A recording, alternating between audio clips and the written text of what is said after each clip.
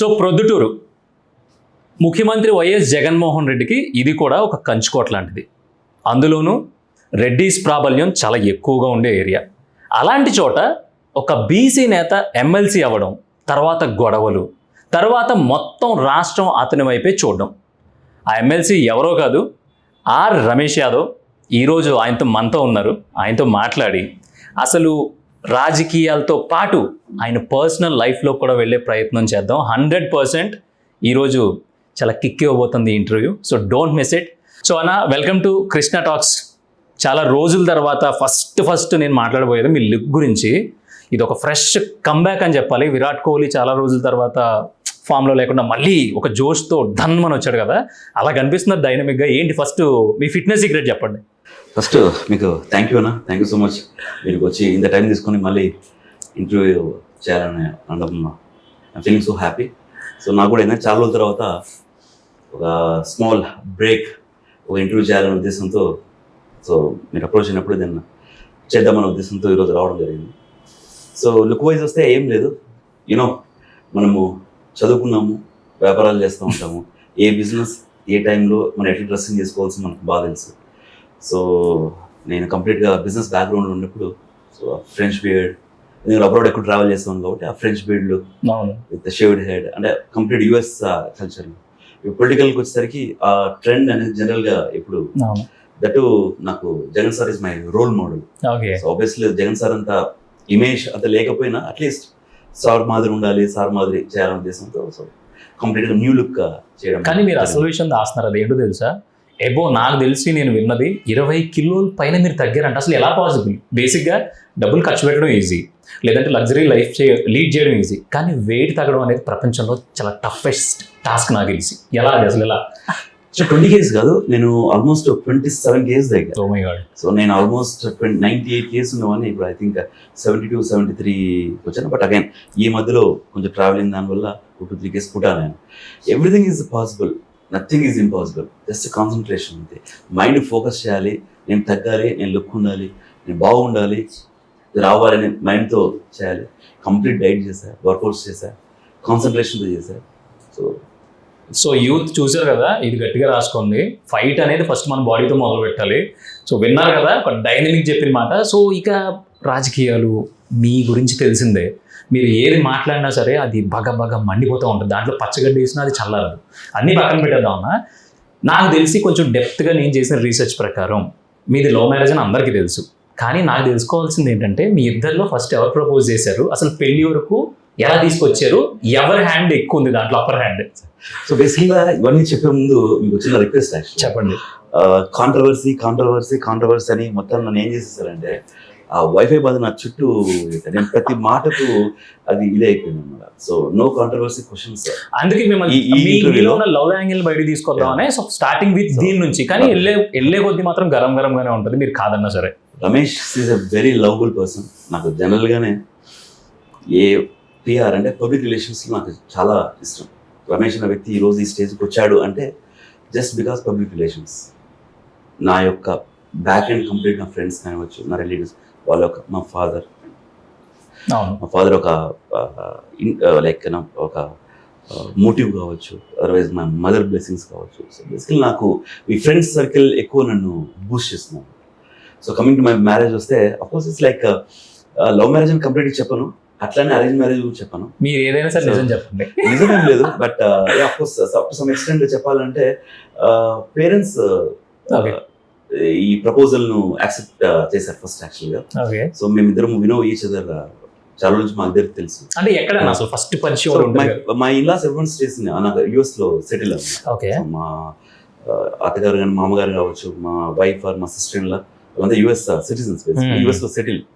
So నేనేంటంటే నాకు common గా తెలిసిన ఫ్రెండ్స్ ద్వారా నేను ఎప్పుడైనా యుఎస్కి వెళ్ళినప్పుడు we use to meet. Of course just family gathering లో వీ యూస్ టు మీట్. ఆ టైంలో అట్లా కలవడం జరిగింది. కలిసిన తర్వాత వాళ్ళ పేరెంట్స్ అనుకోవడం జరిగింది. ఆబ్వియస్లీ మా ఇంట్లో కూడా పెద్దగా నాకేమి సో ఇంటర్ కాస్ట్ అని అంటారు కానీ, బట్ ఇంటర్ కాస్ట్ కాదు. అప్పుడు సమస్య మా కమ్యూనిటీ సంబంధించిన వాళ్ళు, బట్ అఫ్కోర్స్ ఇంటర్స్టేట్. ఈవెన్ వాళ్ళు యుఎస్ సెటిల్ అయినా కూడా దే ఆర్ మన వాళ్ళ 4 fathers they belong to Maharashtra. Even నా wife basically born in Maharashtra, Latur. Okay. So but they settle ఉన్న అక్కడే సెటిల్ యూఎస్ లో సెటిల్ సో అటు నుంచి కూడా పోరాటం అనేది ఒక మహారాష్ట్ర అంటే స్ట్రాంగ్ ఇది. మా మా father in law and my in law side they are very politically strongly connected with Maharashtrian government. అప్పుడు కానీ ఇప్పుడు కానీ వాళ్ళు అక్కడ సెటిల్ అయినా బట్ స్టిల్ వాళ్ళ బ్రదర్స్ ఇంకా స్టిల్ దే కంటిన్యూ అనమాట.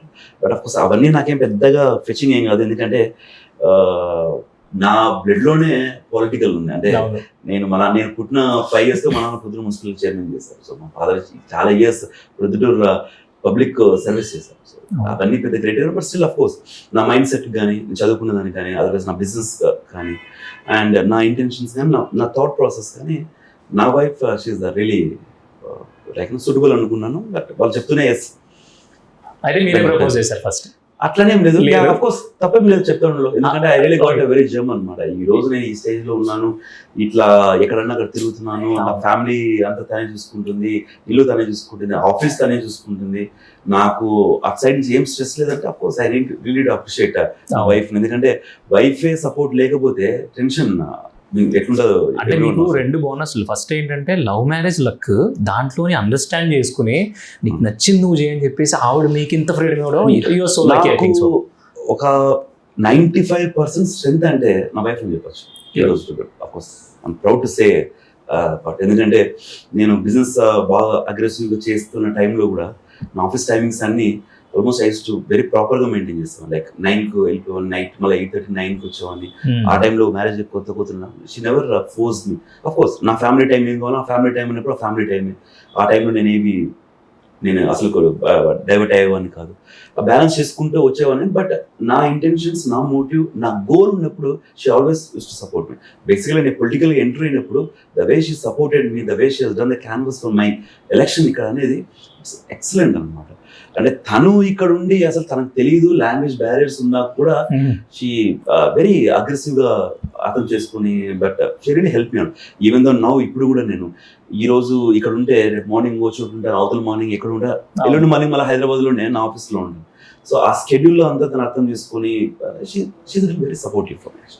సో హ్యాపీ ఫ్యామిలీ లైఫ్ అయితే హ్యాపీ. సో బిజినెస్ మీ ఫస్ట్ పాలిటిక్స్ అంటే మీ ఫాదర్ గురించి ఆల్రెడీ అందరికీ తెలిసిందే, is a good politician and very aggressive and చాలా ఇది డౌన్ టు ఎర్త్ ఉంటారని. మీ విషయానికి వచ్చేటప్పటికి మాత్రం మీ బిజినెస్ గురించి ఎక్కువ వింటూ ఉంటాం మేము. అసలు ఏంటి మీరు చేసే బిజినెస్? అసలు ఇంత స్ట్రాంగ్ ఫైనాన్షియల్ బేస్ ఉండడానికి అసలు ఏంటి మీరు చేసేది? స్ట్రాంగ్ ఫైనాన్షియల్ బేస్ ఏం లేదు భయ్యా. I'm happy with what ever I'm happy. నాకున్న దాంట్లో హ్యాపీ, దేవుడు నాకు ఇచ్చాడు, హ్యాపీగా సెటిల్.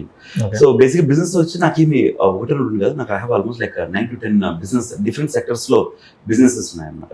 ఫర్ ఎగ్జాంపుల్ నా మేజర్ కోర్ బిజినెస్ వచ్చేసి స్టూడెంట్స్ రిక్రూట్ చేస్తాను. లైక్ ఇండియా నుంచి అబ్రాడ్కు చదువుకోవడానికి నేను స్టూడెంట్స్ రిక్రూట్ చేస్తాను. అండ్ అప్రాక్సిమేట్గా అరౌండ్ 8,000 to 10,000 స్టూడెంట్స్ నేను నా ఆఫీస్ నుంచి నా ఆఫీసెస్ నుంచి నేను రిక్రూట్ చేస్తాను. అంటే ఓవరాల్గా నాకు 13 ఆఫీసెస్ ఉన్నాయి. ఓన్లీ హెడ్ ఆఫీస్ స్టూడెంట్స్ నేను ఆల్మోస్ట్ 8,000 to 10,000 స్టూడెంట్స్ రిక్రూట్ చేస్తాను. కంపేర్ టు ఇండియాలో చూస్తే ఐఎమ్ స్టాండింగ్ ఇన్ టాప్ 3-4లో. I'm standing that very young ఏజ్లో, షార్ట్ స్పాన్ ఆఫ్ టైంలో. ఇది దాంతోపాటు Abacus is one of the ARC certified company అన్నమాట. అంటే అమెరికన్ ఇంటర్నేషనల్ రిక్రూట్మెంట్ కౌన్సిల్ అని ఒక బోర్డు ఉంది యూఎస్లో. ఆ బోర్డు ఇండియాలోనే 35 to 40 ఏజెన్సీకి సర్టిఫికేషన్ ఇచ్చింది. ఆ సర్టిఫికేషన్ ఇచ్చే టైంలో Abacus was something around like 6th or 7th company. అంటే అది వెరీ యంగ్ ఏజ్. అంటే నేను కంపెనీ పెట్టిన వెరీ యంగ్ ఏజ్లో, నా కంపెనీ స్మాల్ యంగ్ ఏజ్ అన్నమాట, baby, it's a small baby. Like నేను కంపెనీ స్టార్ట్ చేసిన అరౌండ్ 2008లో, నా account certification 2014, which is like almost 5-6 yearsలోనే వచ్చింది. 20-25 years ఉన్న కంపెనీస్ కూడా I think so. It's very short time అనమాట. Of course, again, we'll give the very quality services మా ఆఫీస్లో. Apart from this business, I have Flybu.com అని ఒక company recently launch చేశాను. PV Sindhu is the brand ambassador. Basically ఏంటంటే ఇప్పుడు అందరికీ తెలుసు MakeMyTrip.com అని. వెరీ సిమిలర్ వేలో MakeMyTrip.com, సిమిలర్ వేలో Flybu.com అని తెచ్చాను.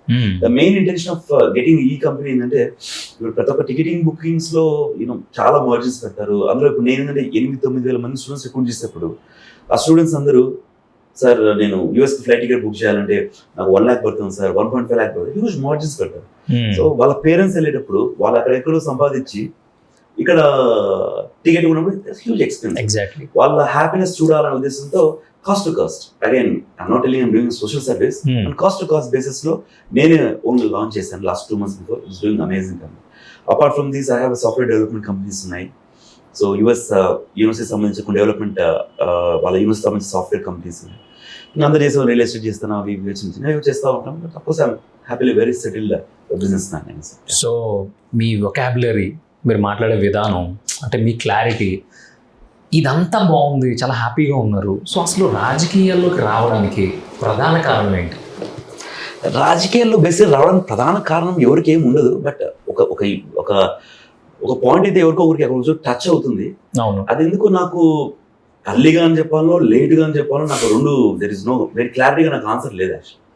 అంటే బేసిక్ ఇందాక మనం స్టడీలో చెప్పినప్పుడు నేను ఇప్పుడు 7th class 3rd class చదివేటప్పుడే మన మున్సిపల్ చైర్మన్ కుదురు. So I have seen that golden days also. నేను మా ఫాదర్ 2001లో ఎక్స్పైర్ అయినప్పుడు I have seen the bad days also. రెండు ఉన్నాయి.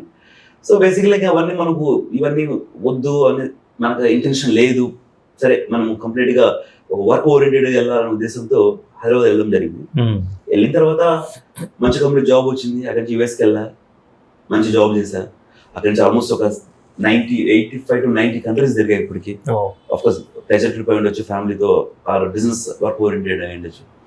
ఇదంతా చేసే ప్రాసెస్లో ఐ థింక్ చాలా సార్లు చెప్పాను, అబాకస్ ఫౌండేషన్ అని ఒకటి మాకు ఉండేది. నా కంపెనీ నుంచి ఏది వచ్చినా ఒక 1% మనీ దాంట్లో ట్రాన్స్ఫర్ చేసి సోషల్ సర్వీస్ చేసాం. అంతవరకు నేను హోమ్ టౌన్ కూడా చాలా తక్కువ వచ్చాను. అంటే ఫ్యామిలీ సెటిల్ అక్కడ హైదరాబాద్లో. అంతగా నాకు ఇక్కడ ఏమి, అఫ్కోర్స్ ఎప్పుడు వచ్చినా ఇక్కడ మా రిలేటివ్స్ చాలా మంది ఉన్నారు. కడప జిల్లా అంతా నా బంధువులు ఉన్నారు. అందరు అమ్మగారు, బావగారు అందరు ఇక్కడ వచ్చేయాలి వెళ్ళాలి. ఇంకా టైం ప్రాసెస్ ఉంటుంది కదా, ఎక్కడో ఏడో పుట్టాం, ఏడో పెరిగినాం, ఈరోజు ఏదో చేస్తున్నాం, ఇవన్నీ కాదు. బాగున్నాం మనం, క్వాలిటీ లైఫ్ ఉంది లో అంటే అక్కడే ఉండిపోతారు చాలా మంది. ఉంటుంది, నాకు ఉంటే. బట్ సొంత ఊరికి ఏదైనా చేయాలి ఖచ్చితంగా. మనం ఏదైనా చేయాలంటే ఖచ్చితంగా మనం ఎందుకు మా ఫాదర్ లెగసీని క్యారీ ఫార్వర్డ్ చేయొద్దు. Of course we are very good successful person in the business. So business wise మనం ఎక్కువ టైం స్పెండ్ చేయాల్సిన అవసరం లేదు. మా ఫాదర్ లెగసీని ఫార్వర్డ్ చేస్తూ నేను ఎందుకు నా ప్రజలకు సర్వీస్ చేయొద్దు అనే ఉద్దేశంతో రాజకీయాలకు రావడం. సో అదే అందుకే ఆర్వీఎస్ ట్రస్ట్ గురించి కూడా నేను చాలా విన్నాను. సో ఈ ఫ్లోలోని అసలు ఆర్వీఎస్ ట్రస్ట్ ఏంటి, అసలు దాని ఉద్దేశం ఏంటి, మీరు దాన్ని ఎంతవరకు ముందుకు తీసుకెళ్ళాలనుకుంటున్నారు అసలు? సో దీంట్లో ఏంటంటే యాక్చువల్గా మీరు మంచి క్వశ్చన్ యాక్చువల్గా మీరు అడిగింది. ఎందుకంటే నేను చాలా రోజు నుంచి కూడా కొంచెం క్లారిటీగా చెప్పాలని కూడా అనుకున్నాను. సో బేసిక్లీ నేను ఇక్కడికి వచ్చి ట్రస్ట్ రాజకీయాలు రాకముందు పబ్లిక్ సర్వీస్ చేద్దాం ఉన్నప్పుడు ట్రస్ట్ స్టార్ట్ చేయడం జరిగింది. మా ఫాదర్ కంటెస్ట్ చేసిన వార్డుకే నేను చేయాలి అంటే అఫ్కోర్స్ మనం అక్కడ సంపాదించిన మనకున్న రెవెన్యూ సోర్సెస్ కానీ మన సంపాదనలకు. సో నేను పర్ మంత్ కొన్ని యాక్టివిటీస్ కింద నాకు 11th వార్డుకు సర్వీస్ చేస్తాను. అదే టైంలో చాలా మంది పొలిటికల్గా వచ్చి చేస్తే బాగుంటుంది అని రావడము, ప్లస్ నాకు ఇంటెన్షన్ కూడా ఉండే అనుకోవడము. సరే మనకి ఏదైనా ప్రొద్దున మున్సిపల్ చైర్మన్ అవకాశం వస్తే చేద్దాము, మనం కంటెస్ట్ చేస్తే చైర్మన్ అయితే మా నాన్న అదే కుర్చీలో కూర్చొని నేను కూడా నా ప్రజలకు సేవ చేయాలని ఉద్దేశం, అది కూడా ఆ ఇంటెన్షన్తో కూడా చేయడం జరిగింది. బట్ సైమల్టేనియస్ ఏమైపోయిందంటే చైర్మన్ తర్వాత కొన్ని ఇష్యూస్ వల్ల రాకపోవడము, జగనన్న దయ వల్ల, అవినాష్ అన్న దయ వల్లతో నేను ఒక ఊరికి అనుకునే వాడిని ఒక స్టేట్కి ఎమ్మెల్సీ చేయడము. ఆ చేసే క్రమంలో ఏమైపోయిందంటే అదే వార్డుకి అట్లానే కంటిన్యూ సర్వీస్ చేస్తా పోతే ఏమైపోయిందంటే ఇప్పుడు నేను ఒక ఊరికి కాదు ఒక స్టేట్కు నేను లీడర్ అని చెప్పాను, కానీ ఎప్పుడు వైఎస్ఆర్సీ పార్టీ ఒక కార్యకర్తనే. బట్ ఒక స్టేట్లో ఎక్కడ పోయినా రిప్రజెంట్ చేసే ఇన్ఫ్లుయెన్స్ కానీ రిప్రజెంట్ చేసే పవర్ కానీ నాకు జగన్ సార్ ఇచ్చారు. సో మనం ఒకటి చోటు చేస్తే ఇవన్నీ పబ్లిక్లో వెళ్తాయి, అప్పుడు వాళ్ళు అడుగుతారు మనం నేను ఎక్కడ సంపాదించి అని చేయలేని ఉద్దేశంతో అక్కడ కట్ చేసేసి, సో నాకు వచ్చే మనీ కావచ్చు, అదర్వైజ్ నా ట్రస్ట్ వచ్చే మనీ కావచ్చు, ఎక్కువ జగన్ సార్ పైన టెంపుల్స్ ఇవ్వడం జరుగుతుంది అన్నమాట. ఫర్ ఎగ్జాంపుల్ మా నాన్న వాళ్ళ ఫాదర్ పుట్టిన ఊర్లో ఒక గుడి కడతామంటే ఆల్మోస్ట్ నేను ఒక 1 year డబ్బులు ఇస్తున్నాను అనమాట. అంటే ఈ మధ్యలో జరిగిన ఈ ఇక్కడ ఖర్చు పెట్టిన డబ్బులు అంతా ఈ ప్రొక్యూర్మెంట్ చేసి ఇవన్నీ ఇచ్చి దానికి సంబంధించి మా పెద్దలు మన మైదూరు ఎమ్మెల్యే శాసనసభ్యులు రఘురామరెడ్డి గారి చేతుల మీదుగా ఆల్మోస్ట్ వచ్చే కమింగ్ 1 week ఎంపీ గారి చేతుల మీదుగా నేను ఫస్ట్ ఫేస్లో 25 lakhs ఇవ్వడం జరిగింది. దాని తర్వాత ఎన్నో గుళ్ళకి ఇచ్చాము, ఇప్పుడు అదర్వైజ్ ఎన్నో అన్నదానాలు చేసాము. అవన్నీ ఎవ్రీథింగ్ మేమేం చేసిన ఇప్పటి వరకు వైఎస్ జగన్మోహన్ రెడ్డి గారి ఆశీస్సులతో, వైఎస్ అవినాష్ రెడ్డి గారి ఆశీస్సులతో, అట్లా నా గడప దగ్గరకు వచ్చి ఎవరు అడిగినా నా చేతి వరకు నేను సాయం చేయడం జరుగుతున్నాను. సో అట్లా ఈ ట్రస్ట్ యాక్టివిటీస్ కొంచెం డైవర్ట్ చేసి డిఫరెంట్గా వెళ్ళడం. కానీ ఒక్క విషయం, ఈ మున్సిపల్ కార్పొరేషన్ సంబంధించి ఏదైతే ఉందో అది మీకు ఉండిపోయి ఉండదు. మేబీ ఎమ్మెల్సీ రావచ్చు, ఎమ్మెల్సీ మీకు ఒక హోదా తీసుకురావచ్చు ఉండొచ్చు. కాకపోతే నా ఏరియా ఇది ఇక్కడ కదా నేను మొదలు పెట్టాలనుకుంటున్నాను, కానీ ఇక్కడ ఎందుకు మొదలు పెట్టలేకపోయాను అనేది ఒక పాయింట్. సో దాన్ని చాలామంది అడ్డుకున్నారు, రాకుండా చేశారు అనేది కూడా ఇప్పుడు జనాల్లో నలుగుతున్న ఒక, అది గాసిప్ అనొచ్చు, లేదంటే మీకు తెలిసిందే మాట అనొచ్చు. సో దాని గురించి ఏం చెప్తారు? మీరు నిజంగా సాటిస్ఫైడా ఎమ్మెల్సీతో? అంటే ఓకే, మీకు ఇచ్చిన పదవికి మీరు న్యాయం చేస్తున్నారు, బాగుంది అంతా. జగన్ గారు మీ మీద పెట్టుకున్న నమ్మకానికి మీరు 100% ఇస్తున్నారు, 120 ఇస్తున్నారు. కానీ మీరు అనుకున్నది ఏంటి? మీ మనస్సాక్షి తెలుస్తుంది. సో మీరు నిద్రపోగలుగుతున్నారు ప్రశాంతంగా? అఫ్కోర్స్ నేను ఖచ్చితంగా ప్రశాంతంగా బ్రహ్మాండంగా నిద్రపోదు. నాకేం ఆయన టెన్షన్స్ లేవు. బట్ ఏంటంటే ప్రతి ఒక్క వర్క్ కౌన్సిల్ ఉన్నట్టు. ఫర్ ఎగ్జాంపుల్, నేను ఏదో ఒక చిన్న మున్సిపాలిటీ 1,40,000 మంది ఓటర్స్కు ఆ మున్సిపాలిటీ సంబంధించిన ఒక చైర్మన్ కావాలనుకున్నామని జగన్ సార్ ఒక్కసారి తోస్తే స్టేట్ కు that is one of the biggest achievement. అంటే ఐఎమ్ ద యంగెస్ట్ ఎమ్మెల్సీ, నేను promote youngest MLC, I think 39 or 40 ఎవరు లేదు ఆ ఏజ్ లో. సో అట్లాంటప్పుడు అది హ్యాపీగా అనుకోవచ్చు. రెండోది, నా సొంత ఊర్లో నా మున్సిపాలిటీ చేయాలనుకున్న ఆ చైర్మన్ సీట్ లో మా నాన్న కూర్చున్న చైర్లను కూర్చొని చేయాలనుకున్న అది కానందుకు అది కొంచెం బాధ కూడా ఉండొచ్చు.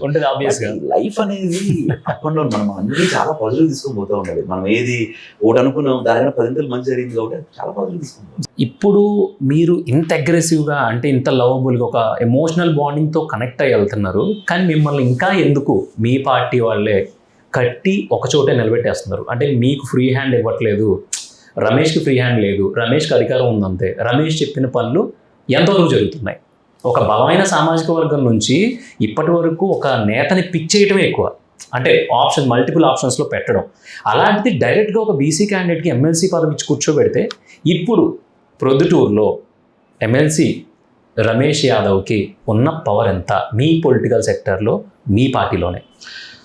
దీంట్లో చిన్న కరెక్షన్, యాక్చువల్గా రమేష్ యాదవ్ అనే వ్యక్తి ప్రొద్దుటూరుకు పరిమితం కాదు. జస్ట్ మనం ఓన్లీ మీ బేస్ గురించి మాట్లాడదాం.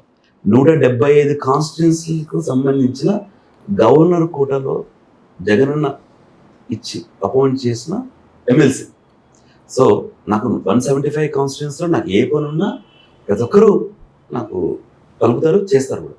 సో నా దగ్గరికి ఎవరు వచ్చినా నా పరిధిలో ఉండేది ఏదైనా సరే నేను ఏంటంటే వాళ్ళకి కాల్ చేసి, లేకపోతే నా లెటర్ ఇచ్చి ఆ కన్సర్న్ ఆఫీసర్స్కు మళ్ళీ నేను వాట్సాప్ చేసి నా లెటర్ ఇచ్చాను, వాళ్ళు వస్తారు, ఖచ్చితంగా చేయండి. ఇది మన వాళ్ళు, మన పార్టీ వాళ్ళతో కాకుండా ఇక నా దగ్గరకు వచ్చే వాళ్ళు ఏ పార్టీ వాళ్ళనే కావచ్చు.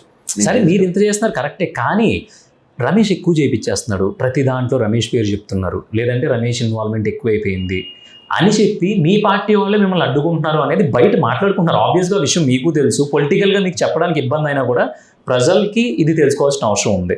సో మీకు అలాంటి బ్యారియర్స్ ఏమన్నా ఉన్నాయా? బ్యారికేడ్స్ ఏమన్నా పెట్టారా మీకు? నాకే బ్యారియర్స్ పెట్టినా నన్ను ఎవరు ఆపలేరన్న. నేను చేసే పబ్లిక్ సర్వీస్ ఒకటి, జగనన్న క్లియర్ ఇన్స్ట్రక్షన్స్, అవినాష్ అన్న క్లియర్ ఇన్స్ట్రక్షన్స్. నీ దగ్గర ఎవరు వచ్చి ఏం అవసరం ఉన్నా నీ చేతనంత వరకు ఖచ్చితంగా నువ్వు వాళ్ళు హెల్ప్ చేయాలి, వాళ్ళు మనకు సపోర్ట్ చేయాలి. నాకు ఏ సమస్య వచ్చినా నేను direct local concern MLAs call చేయడం, ఇది చెప్పడం. ఖచ్చితంగా ఈ రోజు వరకు నాకు ఏ సమస్య లేకుండా ఉండే వరకు ఎవరున్నా అందరూ నాకు సపోర్ట్ చేస్తానే పోదు. లేదంటే అవినాష్ గారు కూడా, ఎంపీ గారి దగ్గర. అవినాష్ గారిని కూడా మీరు చాలా బ్రతిమలాడుకుని, చాలా ఫోర్స్ చేసి నాకు ఇది కావాల్సిందే అన్నట్టు ఏదో లాబింగ్ చేసి తీసుకున్నారు అనేది కూడా ఇది. సో అది ఎలా వచ్చింది అసలు? మీకే ఇవ్వాలనే థాట్ ప్రాసెస్ క్రియేట్ అవ్వడానికి ఎనీ రీజన్ ఫర్ ఓన్లీ? అంటే ఏది మీరు చెప్పిన ఎమ్మెల్సీ గురించి అంటే ఎమ్మెల్సీ ఇవ్వడం అనేది it's not a easy thing. అంటే ఏదో ఒక సబ్జెక్ట్ ఉంటుంది దానికి, లేకుండా అయితే ఉండదు. సో ప్రతిసారి ఇలా అవినాష్ అన్న దగ్గరికి వెళ్ళి ఇలా చేసిండు, అలా చేసిండు అని చెప్పి రకరకాలు అనుకుంటున్నారు. దానికి మీరు ఏం చెప్తారు అసలు? మీ దగ్గర ఆన్సర్ దీంట్లో వెరీ సింపుల్ థింగ్ ఒకటి ప్రతి ఒక్కరూ మనం అర్థం చేసుకోవాల్సింది, మనం లైఫ్లో ఎప్పుడైనా సరే ఒకటి ఏదైనా చేయాలనుకున్నప్పుడు ప్రతి ఒక్కరికి ఒక పర్సన్ హెల్ప్ చేస్తారు, ఎవరికైనా సరే.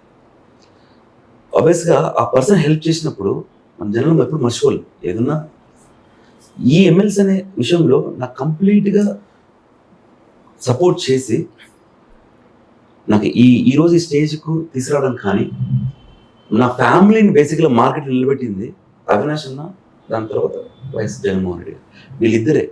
కాబట్టి నాకు ఏదైనా both are like my godfathers. Godfathers అని ఎందుకంటున్నానంటే వాళ్ళ వల్ల ఈరోజు రమేష్ ఈ రకంగా ఉన్నాం. అందుకని ప్రతి విషయంలో నాకు ఫుల్ ఫ్రెష్ కంప్లీట్ సపోర్ట్ ఉంటుంది. మళ్ళీ ఏది కావాలని వాళ్ళని అడుగుతాను, వాళ్ళు అట్లా సపోర్ట్ చేస్తారు. దాన్ని చెప్పడంలో తప్పేం, దీనిలో లాబింగ్ గీబింగ్ ఏం లేదు. సో ఓకే, అంత ప్రాక్టికల్గా జరుగుతుంది. సో ప్రాక్టికల్గా మాట్లాడుకుందాం. మన జిల్లాకు సంబంధించిన మనిషి ముఖ్యమంత్రి అవ్వాలి, అయితే మన జిల్లాకే కాదు రాష్ట్ర వ్యాప్తంగా ఒక కొత్త మార్పు వస్తుందని చెప్పేసి వైఎస్ జగన్మోహన్ రెడ్డి గారిని ఒక సూపర్ మెజార్టీతో దేశం మొత్తం ఇది చూసేలా ఎన్నుకున్నారు. కానీ అనుకున్న రేంజ్లో అభివృద్ధి జరుగుతుందా అంటే బయట వినిపించే మాట రోడ్లు లేవు, ఉద్యోగాల నోటిఫికేషన్ లేదు. సో అసలు ఏం అభివృద్ధి చేస్తున్నారు, ఎంతవరకు ఇన్వెస్ట్మెంట్స్ వస్తున్నాయి అనేది ఎక్కడా కూడా ఒక్క పర్సన్ నుంచి కూడా రావట్లేదు అంటున్నారు. సో మీరు సాటిస్ఫైడా మీ పార్టీతో? దీంట్లో రెండు విషయాలు చెప్పాలి మీతో, ఒకటని కాదు. కానీ మీరు గత ప్రభుత్వాలు చూస్తే కనుక అంటే మీరు చెప్పిన పాయింట్తో పాటు ఇది ఖచ్చితంగా యాడ్ చేయాలి. ఎందుకంటే పదే పదే అదే అనేటప్పుడు దాంతోపాటు బోత్ సైడ్స్ కూడా ఉన్నాయి. ఒకప్పుడు మీకు ఏదైనా పెన్షన్ కావాలి అంటే పొద్దున 6 గంటలకు పోయి ఎక్కడో చోట కూర్చునేవాళ్ళు. అప్పుడు పెన్షన్ ఇచ్చేవాళ్ళు. ఆ పెన్షన్ కూడా ఎట్లా వచ్చేది, ఆ పార్టీ సంబంధించిన వాళ్ళు అయితేనే ఆ పెన్షన్ ఇచ్చేవాళ్ళు. ఇళ్ళ పట్టాలు కానివ్వండి, ఇండ్లు కానివ్వండి, మీరు చేసే గవర్నమెంట్ స్కీమ్స్ ఏదైనా కానివ్వండి, అందరికి వచ్చేవి కాదు.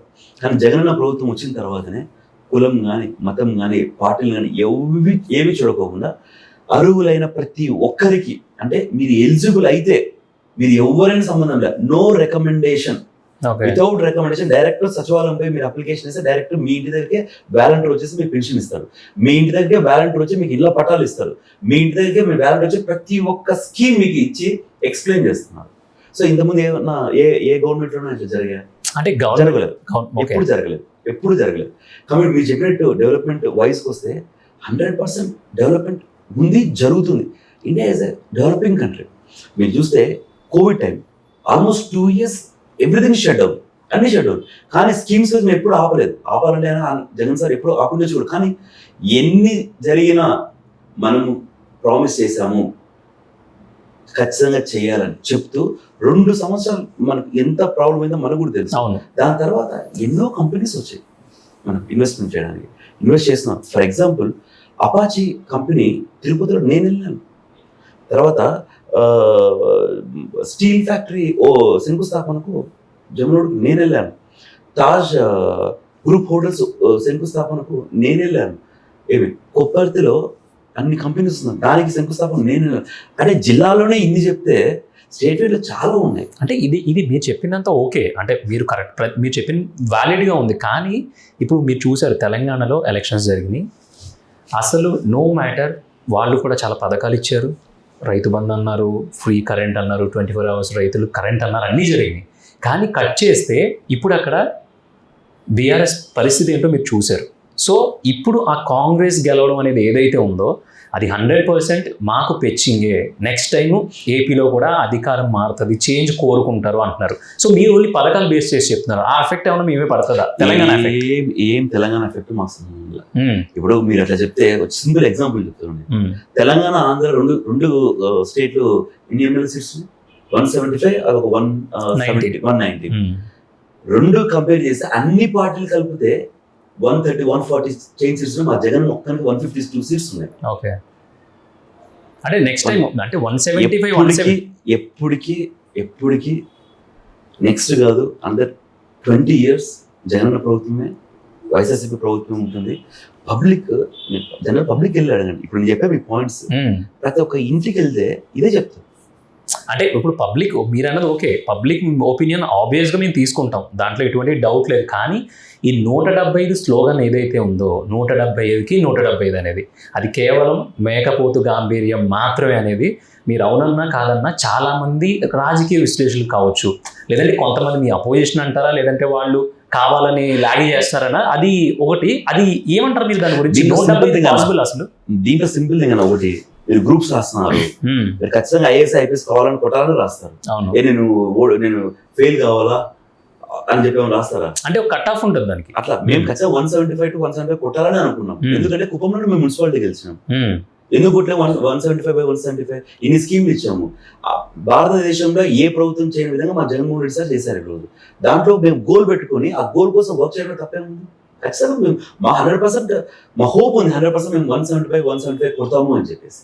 దాంట్లో వేరే ఏమి సందేహమే లేదు. సో మీ ఫాదర్ ఆశయంతో ప్రొద్దుటూరు మున్సిపల్ చైర్మన్ అవ్వాలని మీరు అనుకున్నారు, అన్ని ఏర్పాట్లు చేసుకున్నారు, మాకు తెలిసి సర్వం సిద్ధమైపోయింది. కానీ మీకు ఒక షాక్ తగిలింది.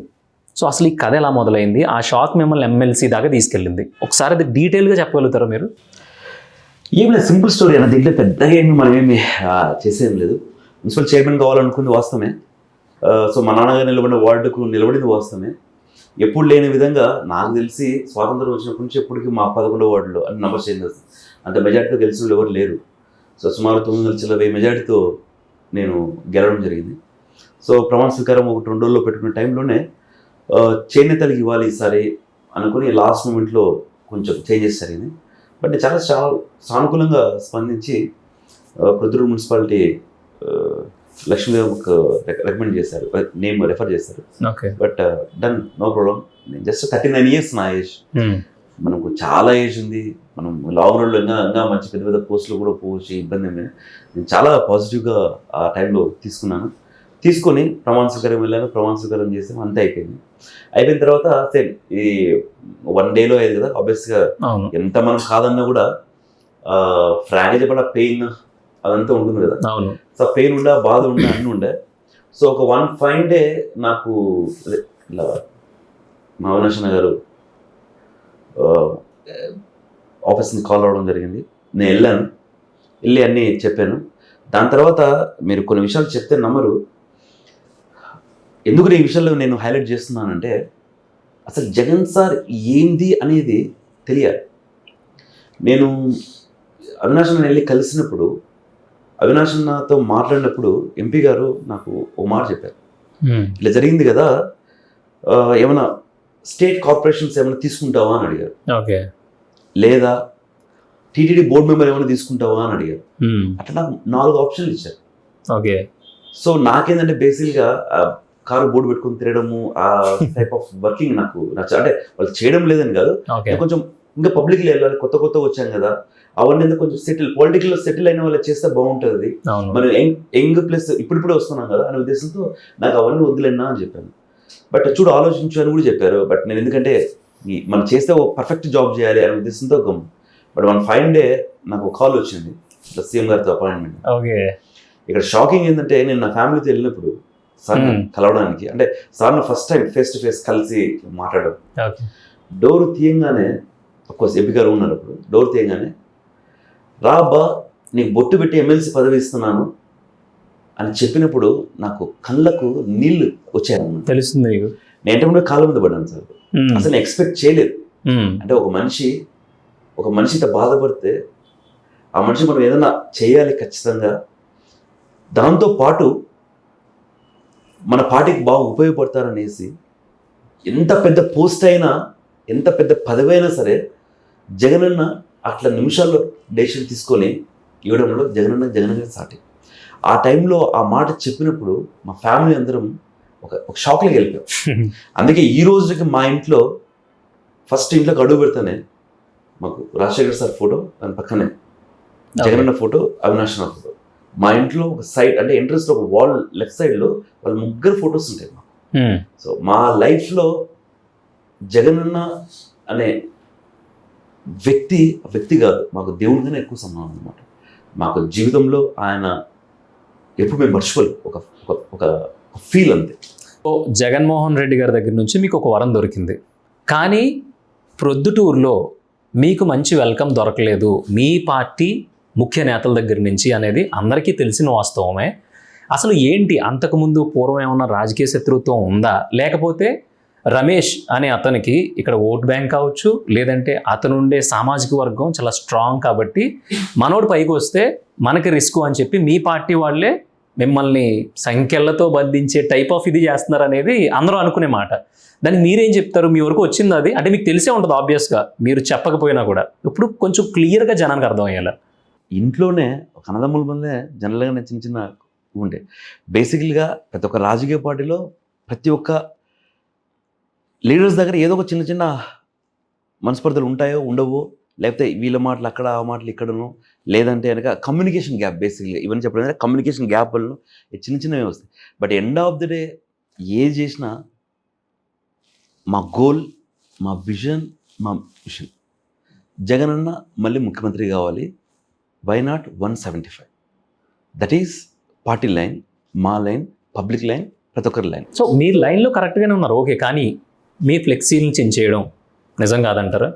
అన్న ఇవన్నీ ఓల్డ్ స్టఫ్. సరే, old stuff okay okay okay, I can understand. అది ఓల్డ్ స్టఫ్, అది ఓల్డ్ స్టఫ్, ఓకే. నేను వేరే అయిపోయింది, దాంట్లోనే ఉంది. మీరు ఫ్లెక్సీలు చింపడం ఓకే, ఓల్డ్ స్టఫ్ వదిలేసేయండి. మీకు బెదిరింపు కాల్సి వచ్చి మిమ్మల్ని భయపెట్టడం నిజం కదా? ఎవరు భయపడితే భయపడే వాడు రమేష్ కాదు. ఓకే, రమేష్కే భయపడతాడు. లేదంటే రమేష్ ఆ దేవుని తర్వాత జగన్ అన్నకు అవినాశనకే భయపడతాడు.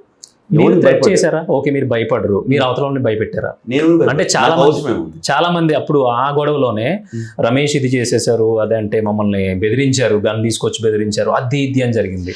ఏం అట్లా గన్ తీసుకొచ్చి బెదిరించారు అది ఇది అన్నారు కానీ, బట్ నేను ఎక్కడ నాకు ఆ రోజు గన్ను లేదు, నేను ఎవరిని బెదిరలేదు.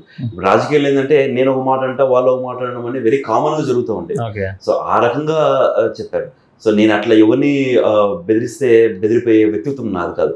మీరు అడిగిన క్వశ్చన్లో బేసిక్గా ఏంటంటే, నేను ఆ జరగగానే యాజ్ పర్ ప్రోటోకాల్ కానివ్వండి, లేకపోతే యాజ్ పర్ కామన్ సిటిజన్గా కానివ్వండి, నేను పోలీస్ కంప్లైంట్ ఇవ్వడం జరిగింది. ఏం జరిగింది విత్ రికార్డింగ్స్ అన్ని చెప్పడం ఇవ్వడం జరిగింది. వాళ్ళు కూడా దాన్ని మ్యాక్సిమం ఎంత వర్కౌట్ చేసి పుల్అవుట్ చేయాలో వాళ్ళు చేస్తున్నాను. సో బేసిక్లీ ఈ క్వశ్చన్ మీరు ఏంటంటే పోలీస్ డిపార్ట్మెంట్ వాళ్ళని అడిగితే ఆ క్లారిటీగా మాకు వినిపించిన, మేము ఎంక్వైరీ చేసి మా నోటీస్కి వచ్చింది ఏంటంటే, రమేష్ ఒక 5 కోట్లు ఈ మున్సిపల్ కార్పొరేషన్ ఎన్నికల్లో ఖర్చు పెట్టడం, ఆ డబ్బులు మున్సిపల్ కార్పొరేషన్ ఇది రాలేదని చెప్పి మళ్ళీ ఎమ్మెల్యేని అడగడంతో వీళ్ళిద్దరికీ వైరం మొదలైంది అంటున్నారు. సో రమేష్ నిజంగానే 5 కోట్లు ఖర్చు పెట్టారా, 5 కోట్లు అడిగారా? ఇలా ఏంటంటే ఇవన్నీ ఒక 2.5-3 years బిఫోర్ క్వశ్చన్స్ లో మళ్ళీ పబ్లిక్ ఏం సమాధానం చెప్పాలని అర్థం. అంటే ఇది పక్కన పెట్టేసి రమేష్ అనే వ్యక్తి state leader, state MLC. So దాని గురించి మనం అంతా బాగా మాట్లాడుకున్నాం కూడా. బేసిక్లీ ఏంటంటే మీరు చెప్పిన దానికి చూస్తే ఏ రాజకీయ నాయకుడు అయినా సరే రాజకీయాల్లో వచ్చిన తర్వాత ₹1 ఖర్చు పెట్టాలని చూస్తారు కానీ సంపాదించాలని అనుకోరు జనరల్గా. నా వ్యక్తిగతంగా వర్క్ అయితే. సో ఆ రోజు ఖర్చు పెట్టాం, అయిపోయింది, అన్నీ అయిపోయాయి. దానికి సంబంధించిన state MLC, state protocol, youngest MLC, ఇంత పెద్ద పదవి ఇచ్చాడు. సో ఆబ్వియస్గా దాని ముందు అట్లా పెడితే ఇది నథింగ్. సో మనం దాని గురించి పెద్దగా కంపేర్ చేసుకొని డిస్కస్ చేసుకోవాల్సిన అవసరం కూడా ఈరోజు ఇది లేదనమాట. కానీ మీరే చెప్తున్నారు పెద్ద ఎమ్మెల్సీ ప్రోటోకాల్ అది ఇది అని. కానీ అధికారంలో ఉన్న ఒక ఎమ్మెల్సీకి గతి లేకుండా పోయింది ఒక బెదిరింపు కాల్ వస్తే. చూడలేదు కొన్ని గొడవలు జరిగినాయో దాంట్లో పోలీసులు చాలా యాక్యురేట్గా కేసుని ఇది చేయడం, దాన్ని ఫోకస్ చేయడం, పట్టుకోవడం, లేదంటే ఒక లీడ్ తీసుకురావడం జరిగింది. కానీ మీ విషయంలో నాకు తెలిసి అంటే నేను సోషల్ మీడియాలో చూడొచ్చు, జర్నలిస్ట్ కానీ బయట చూసిన దాంట్లో ఎక్కడ కూడా రమేష్ యాదవ్ని బెదిరించింది సో అండ్ సో, ఈ కేసులో డెవలప్మెంట్ ఇది అనేది మేము చూడలేదు. మీరు ఎక్కడైనా చూసారా? చూస్తే మాకు చెప్పండి. సో బేసిక్లీ ఎట్లా అంటే ఒక కేసు టు కేసు డిఫర్ అయి ఉంటుంది అనమాట. ఎట్లా అంటే ఇప్పుడు నాకు వచ్చిన కాల్స్ కానివ్వండి, లేకపోతే నాకు వచ్చిన నంబర్స్ అట్లేస్ ఓట్లు కానివ్వండి, లేకపోతే వాళ్ళు ఉపయోగించిన సో అంటే వాళ్ళు నాకు డిపార్ట్మెంట్ వాళ్ళు చెప్పడం ఇంటర్నెట్ కాలింగ్ అని ఏదో చెప్పారు. నామినేటెడ్ పదవిలో ఉన్నారు కదా, పవర్ఫుల్ గా యూనో. సో మీకు ఇప్పుడు ఒక పవర్ఫుల్ గైకి, పవర్ఫుల్ పర్సన్ కు, ఒక దొంగను లేకపోతే వాళ్ళని పట్టుకోవడానికి పవర్ఫుల్ పర్సన్ కాబట్టి వాళ్ళు 100% టైం పెట్టి ఛాలెంజ్ చేస్తాం. దాంట్లో చాలా సంబంధించిన ఆ నెంబర్కు ఫ్రీక్వెంట్ నెంబర్స్ తీసి నాకు ఇవ్వడం కూడా జరిగింది. దాని గురించి ఎంక్వైరీ కూడా జరిగింది. So it time process. చట్టం తన పని తను చేసుకుని వెళ్ళిపోతుంది. 100% నాకు డిపార్ట్మెంట్ పైన 100% నమ్మకం ఉంది. Very soon they are going to catch. మీకు తెలియని ఇంకో విషయం చెప్తాను నేను. మీరు ఎన్ని చెప్పినా వీటన్నిటికీ అయితే లింక్ చేసుకుంటూ వస్తే అసలు రమేష్ యాదవ్ అనే వ్యక్తి ప్రొద్దుటూరు వ్యక్తి కాదు, బ్రహ్మం గారి మఠానికి చెందిన వ్యక్తి కాబట్టి మేము పట్టించుకోవట్లా. సో ఇది వేరే చోట నుంచి ఇక్కడికి వచ్చాడు అంటే లైక్ ఎలా అంటే ఒక రకంగా నాన్ లోకల్ పర్సన్ అనే ఒక ట్రీట్మెంట్ ఇవ్వడానికి ఇదంతా మొదలు పెట్టారా అని అనుకుంటున్నారు. మరి ఏమన్నా మీరు? నాన్ లోకల్ అంటే నాదేమన్నా పాకిస్తానా లేకపోతే అంటే వాళ్ళు క్రియేట్ చేసిన పద్ధతి, అంటే బయట అనుకునే పద్ధతి అయితే అదే. బయట అనుకునే వాళ్ళు చాలా అనుకుంటారన్న. బట్ క్లారిటీగా చెప్పాలంటే నేను పుట్టింది ప్రొద్దుటూరు, ఇప్పుడు ప్రజెంట్ 10వ వార్డులో ఉన్న కాన్పుల ఆసుపత్రి. నేను చదివింది Saint Joseph high school Ballavaram. మా ఫాదర్ పుట్టింది ప్రొద్దుటూరు శ్రీరాములపేట. మా ఫాదర్ 92-93లోనే ప్రొద్దుటూరు మున్సిపల్ చైర్మనే చేశారు. అంటే పట్టణానికి ప్రథమ పౌరుడు. ఓకే. అంటే ఇప్పుడు నేనే మఠం కాదు, నేనే ప్రొద్దుటూరు కాదంటే ఇంకా మా నాన్న దేవుడు, మా నాన్న ఏ ఊరు అయితే కనుక ప్రథమ పౌరుడు ఎక్కడెందుకు చేస్తారు? మా నాన్న పుట్టింది ఈడే. ఇట్లా చూస్తే 1965 అంటే 1965-70లోనే మా అబ్బగారు మా నాన్నకు రాజబాట వీధిలో ఇల్లు ఇచ్చినాడు. రాజబాట వీధిలో ఓకే. అంటే ప్రైమ్ లొకేషన్. ఇప్పుడు అప్పుడు కూడా 1965లో లాంటి ఏరియాలో నేను మఠం అయితే నాకెందుకు మా నాన్న వాళ్ళ నాన్న మా నాన్నకి ఇవ్వడం ఏంది, మా నాన్న మళ్ళీ మాకు ఇవ్వడం ఏంది. ఇప్పుడు మనం ప్రజెంట్ ఇక్కడ కూర్చున్న ఇల్లు 1982 అంటే నేను పుట్టిన ఆ టైంలోనే ఈ ఇల్లు మా నాన్న తీసుకోవడం, మా నాన్న ఉన్నాం. మా నాన్న పుట్టింది ఈయనే. దాని తర్వాత 9 ఏళ్ళకి 10 ఏళ్ళకి మా నాన్న మున్సిపల్ చైర్మనే చేశారు. నాది మఠం ఎందుకు అవుతుంది? కానీ ఇక్కడ ఒక చిన్నది ఏంటంటే మా అబ్బగారు అంటే మా నాన్న వాళ్ళ నాన్నగారు మైదుకూరు బ్రహ్మంగారు మఠం. మా నాన్నగారు వాళ్ళ నాన్నగారు చిన్నప్పుడే ప్రొద్దుటూరుకు రావడం జరిగింది. అంటే మా అబ్బగారు ఈయనే పెరగడం జరిగింది, పెళ్లి చేసుకోవడం జరిగింది, మా నాన్నగారు పుట్టడం జరిగింది, మా నాన్నగారు పెళ్లి చేసుకోవడం జరిగింది, మేము పుట్టడం జరిగింది.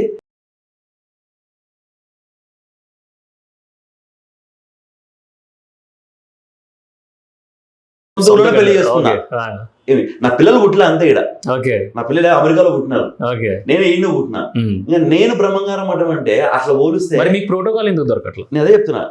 నేను చెప్పేదంటే ఇక్కడ నాది బ్రహ్మంగారం మఠం అంటే బ్రహ్మంగారు మఠం అని చెప్పే ముందు మా సొంత మేనమ్మ గారు జమవోళ్ళు ఉన్నారు. మా సొంత బంధువర్గం అంతా ప్రొద్దుటూరులో ఉంది. మా నాన్న వాళ్ళ సొంత బంధువర్గం అంతా మైదుకూరులో నాకు తెలిసి 8-9-10 పల్లెల్లో ఇప్పుడు మా వాళ్ళు ఉన్నారు. మా నాన్న పచ్చిమిరపకాయలు వ్యాపారం చేసేవాళ్ళు. దానికి సంబంధించిన కనెక్షన్స్ కానీ బంధువర్గం అంతా బద్వేలులో ఉంది. దాని తర్వాత మా అమ్మ సైడ్ కొంతమంది బంధువులు కడపలో ఉన్నారు. రమేష్ అనే వ్యక్తి వాళ్ళకున్న స్ట్రాంగ్ రిలేషన్స్ ఒక ఊరు కాదు, జిల్లా అంతా ఉంది. దీంట్లో స్మాల్ కట్ షార్ట్లో చెప్పాలంటే రమేష్ పుట్టింది ప్రొద్దుటూరు. ఆడ దాని సర్టిఫికేట్ ఉంది, ఇంటి అడ్రస్ ఉంది. ఇంకా నేను బ్రహ్మంగారం మఠం అంటే కనుక ఇప్పుడు అట్లా కోసం ప్రొద్దుటూరులో ఉండే 90% ఆఫ్ ద పీపుల్ వాళ్ళ ప్రొద్దుటూరు సంబంధమే ఉండదు. అందరు వలసలు వచ్చిన వాళ్ళు ఇక్కడికి. ఎవరు ప్రొద్దుటూరులో ఎప్పుడు వాళ్ళ 4 అంటే 4-5 తరాల నుంచి ఉన్న చాలా తక్కువ మంది ఉంటారు. ఇప్పుడు పల్లెల నుంచి అందరు ఇక్కడ వచ్చి సెటిల్ అయిన వాళ్ళే. అట్లానే మా అబ్బకాల నుంచి వచ్చాను. మా నాన్న ఈయన పుట్ట, మా నాన్న ప్రథమ పౌరుడు చేశా, నేను ఈయన పుట్ట, నేను ఈయన పెళ్లి చేసుకుని నేనే ఇది కాదు బ్రహ్మంగారు మఠం అంటే రైట్. ఏ మఠం అన్నా కానీ ఐయామ్ కడప వాసిని. కడపలో ప్రతి ఒక్క కాన్స్టిట్యుయెన్సీలో నాకు స్ట్రాంగ్ రిలేషన్స్ ఉన్నాయి, వర్గము ఉంది. వర్గం అంటే ఫ్యామిలీలో రిలేషన్స్ ఉన్నాయి. సో వాళ్ళ ఆడ ఈడ అన్నాను పెద్దగా పట్టించుకోవాల్సిన అవసరం లేదు. వాళ్ళ బ్రహ్మగారం అనుకోండి, వాళ్ళ హ్యాపీ కోసం రైట్ నా బ్రహ్మగారం. అంటే మీరు ఎన్ని చెప్పినా మీకు ప్రొద్దుటూరులో ప్రోటోకాల్ లేదు. చాలా మంది పెద్దలు మీ వైసీపీ పెద్దలే సయోధ్య కుదిర్చినా సరే మీకు ఇక్కడికి వచ్చేసరికి సరైన రిసీవింగ్ దొరకట్లేదు అనేది మీరు కాదనలేని వాస్తవం. అది మీరు ఎంత చెప్పినా, మీరు లోకలా నాన్ లోకలా కడప వాసి ఇదంతా పక్కన పెడితే మీకు సరైన రిసీవింగ్ లేదు. ఇంత ఫాలోయింగ్ ఉన్న మనిషికి ఎందుకు లేదు అంటే నాకు ప్రొద్దుటూరులోనే ఎక్స్-అఫీషియా మెంబర్షిప్ ఉంది. ఎక్స్-అఫీషియా మెంబర్ అంటే నాకు ఒక ఓటు, మన గవర్నమెంట్ మనం వేసే ఓటు కాకుండా ఎక్స్-అఫీషియా ఓటు అని దానికి నా ప్రొద్దుటూరు మున్సిపాలిటీలో ఉంది. బై డిఫాల్ట్ నేను పదవిలో ఉన్న రోజులు ఖచ్చితంగా ప్రొద్దుటూరు మున్సిపాలిటీలో ఏది జరిగినా నాకు చెప్పాల్సిందే, నా ఫోటో వేయాల్సిందే. అది ప్రోటోకాల్, దాని ప్రకారం ఉంటుంది. కాకపోతే ఇక్కడ ఏంటంటే నేను కొంచెం బిజీగా ఉండడము, ఈ అసెంబ్లీ బీసీ కమిటీ చైర్మన్ అయిన తర్వాత ఎక్కువ కాన్స్టిట్యూన్సీలో తిరిగిన వ్యక్తి నేనే. దానివల్ల తిరగడం వల్ల చాలా వరకు ప్రోగ్రామ్స్ ప్రొద్దుటూరులో అటెండ్ కాలేకపోతున్నాను. అంత మించి వేరే ఏం లేదు. కానీ ఒక డౌట్ అయితే వస్తుంది మీరు చెప్తా ఉంటే, ఓన్లీ బీసీని బేస్ చేసుకుని ఓన్లీ రమేష్ అంటే యాదవ వర్గానికి చెందిన వ్యక్తేనా? అంటే ఓన్లీ అట్నుంచే ఉందా మీకు సపోర్ట్? అట్నుంచి సపోర్ట్ అంటే ఎట్లుందా? నేను ఒక బీసీలో యాదవ కమ్యూనిటీ వర్గానికి చెందిన వాడిని. అవును. సో బీసీ వర్గాలకు అందరికీ నేను ఎప్పుడు ఏ అవసరం వచ్చినా వాళ్ళకి అందుబాటులో చేస్తాను. కాకపోతే దీంట్లో ఏంటంటే ఒక యాదవ్ బీసీలో ఒక యాదవ్ వర్గానికి చెందినోడు కాబట్టి కొంతమంది మా వాడు ఉన్నాడు పా, మా రమేష్ యాదవ్ ఉన్నాడు పా, మా బంధువు పా అనేది రావడం కొంచెం ఒక 1% 2% ఎక్కువ ఉండొచ్చేమో. కానీ నేను ఒక బీసీ వ్యక్తిని, బీసీ ఎస్సీ ఎస్టీ మైనారిటీతో పాటు నా ఆఫీస్ దగ్గరికి, నా దగ్గరికి ఎవరు ఏ పనికి వచ్చినా రమేష్ ఎప్పుడు అందుబాటులో ఉంటాడు, చేస్తాడు. దాంతోపాటు ఎవరు ఏం లేక జగనన్న ఆశలతో వాళ్ళకి ఏ పని అనేది చేస్తారు. సో మీరు ఏమన్నా సరే, మీరు రీసెంట్గా ఒక 7-8 నెలల నుంచి అయితే మీ ప్రొద్దుటూరు వచ్చినా సరే చుట్టం చూపు వచ్చి వెళ్ళిపోతున్నారు అంటే అది జనానికి కూడా తెలుసు. మీరు వస్తున్నా కలుస్తున్నా అంటే కుదరదు, జనం చూస్తూనే ఉన్నారు. సో దీనికి కారణం ఏంటి? మిమ్మల్ని ఎవరైనా దూరం పెడుతున్నారు లేదంటే మీరే దూరంగా ఉన్నారా? దీంట్లో దూరం ఉన్నది ఏం లేదు, కానీ ఏదానికైనా సమయం వస్తుంది. సమయం కోసం వెయిట్ చేసేవాడు రమేష్. యాక్చువల్గా సమయం కోసం వెయిట్ చేస్తా. ఆ సమయం వచ్చినప్పుడు ఇప్పుడు జనరల్గా మీరు ఏదో దూరం ఉన్నాడు అది ఇది అనేం కదని, 1 అడుగు అంటే 100 అడుగులు నేను ముందు పోయే ధైర్యం ఉంది, ఆ సత్తా ఉంది, అది నేను చేసింది. సో దూరము అదే అనే కాదు. కానీ ఇదంతా కాదు, మీరు ఎంత చెప్పినా మీరు మార్కెట్ భూమి పూజ జరిగినప్పుడు ఒక ఎమ్మెల్సీ అయ్యి ఉండి అందులో మీ ఏరియాలో దాంట్లో కూడా మీరు లేరు. అది పక్కన పెట్టేసండి, ఏదో పాతది వదిలేద్దాం. కానీ బస్సు యాత్ర అది ఫ్రెష్గా ఇప్పుడు వైసీపీలో ఒక మంచి మూమెంటం ఉన్న ఇది. అలాంటప్పుడు మంచి బ్యాక్గ్రౌండ్ ఉంది, మంచి ఫోకస్ ఉంది, ఫాలోయింగ్ ఉన్న మీరు బస్సు యాత్రలో లేకపోవడం ఏంటి? బేసిక్గా ఏంటంటే అదే టైంలో దానికంటే ఫ్యూ వీక్స్ బిఫోర్, ఇప్పుడు కొద్ది వారాల ముందే అసెంబ్లీ బీసీ కమిటీ చైర్మన్గా నాకు ఇవ్వడం జరిగింది. సో బేసిక్గా అసెంబ్లీ బీసీ కమిటీ చైర్మన్గా నేను పదవిని తీసుకున్న తర్వాత తిరుమల తిరుపతి దేవస్థానం కావచ్చు, లేదా తిరుపతి ఇది కావచ్చు, దాని తర్వాత కొన్ని కాన్స్టిట్యూన్సీలలో ఇన్స్పెక్షన్ కోసం తిరగడం జరిగింది. సో ఆ టైంలో నేను కొంచెం ఏదో బిజీ ఉండడం వల్ల, కొన్ని కారణాల వల్ల నేను ఇక్కడికి బస్సు యాత్రకు రాకపోవడం జరిగింది. అంటే మీరు అదొకటి ఎగ్జాంపుల్ తీసుకుంటే, అసలు నాకు సంబంధం లేని జిల్లా లేదా సంబంధం లేని కాన్స్టిట్యున్సీ పత్తికొండ నన్ను పిలిచినారు, నేను పోయినా. దాని తర్వాత రీసెంట్గా మైదుగూరు చేసిన, కడప చేసిన, కమలాపురం చేసిన, ఇంకా నెక్స్ట్ వచ్చే బస్సు యాత్రలను చేస్తా. అంటే ఆ స్కెడ్యూల్స్ దానివల్ల కొంచెం నాకు తెలిసి ఎక్కడో మిస్ అయిపోయింది. అంటే ఆ టైంలో కొంచెం బిజీ ఉండడం వల్ల రాలేకపోవచ్చు. సో ఓవరాల్గా చూసుకుంటే మంచి ఫోర్స్లో ఉన్నారు, మంచి ఫిజిక్తో కూడా వచ్చారు. సో ఈ మొత్తం మీ కుటుంబ నేపథ్యాన్ని, అలాగే ఇప్పుడు జరుగుతున్న వార్ జోన్ని అంతా చూస్తూ ఉంటే నాకు తెలిసి మీరేమైనా ఎమ్మెల్యే టికెట్ ఆశిస్తున్నారా? ఈ కాంట్రవర్సీ క్వశ్చన్ చాలా పెద్ద కాంట్రవర్సీ క్వశ్చన్, కానీ బట్ సింపుల్గా ఆన్సర్ చెప్పాలంటే నాకేం పెద్ద కోరికలు ఏం లేవన్న. ఎందుకంటే నేను అనుకున్న పదవి ఎమ్మెల్సీ జగనన్న దయవల్ల వచ్చింది. నాకు ఏదో పెద్ద పెద్ద కోరికలు ఏం లేవు. ఏదో జీవితంలో ఫాస్ట్గా సక్సెస్ఫుల్ అయిపోవాలా అనే కోరికలు లేవు. లేదంటే కనుక నేనేదో చేసి సాధించాలని ఏం లేదన్నమాట. ఇచ్చిన పదవికి న్యాయం చేస్తూ ఎంతో నమ్మకంతో జగనన్న అవినాష్ అన్న నాకు ఇంత పెద్ద పోస్ట్ ఇచ్చారు. వాళ్ళకి ఎప్పుడు రుణపడి, వాళ్ళ అడుగుజాలను నడుస్తూ, వాళ్ళు చెప్పిన ప్రతి ఒక్క పని కరెక్ట్గా చేస్తూ, వచ్చే ఎలక్షన్లలో నా వరకు ఎంతవరకు చేయాలనో వాళ్ళకు చెప్పిన దానికన్నా ఒక 100% ఎక్కువ చేస్తూ, మా నాన్నగారు ఎలా ఉన్నారో అదేవిధంగా రమేష్ అనే వ్యక్తి చరిత్రలో నిలిచిపోతూ తలెత్తుకొని తిరిగితే అది మోర్ దాన్ సఫిషియెంట్ అన్న ఈ లైఫ్ ఇదికైతే.